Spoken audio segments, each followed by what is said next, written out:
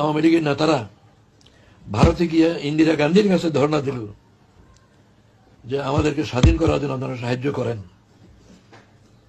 তখন আমরা মহা চিন্তায় পড়লাম যে ভারত তো আমাদেরকে স্বাধীন করতে আসবে না, তারা আজ তাদের স্বার্থে, তারা আসছে তাদের স্বার্থে। সে স্বার্থটা কি?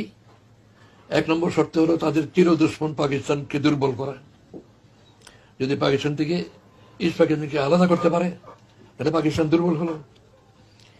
2 নম্বর, পাকিস্তান ভারতের বাইরে আর আমরা পাকিস্তানের ভারতের পেটের ভিতরে, চারিদিক ভারত, দক্ষিণ দিকে বঙ্গোপসাগর তাদের হাতে, আন্দামান নিকোবর দ্বীপপুঞ্জ তাদের হাতে।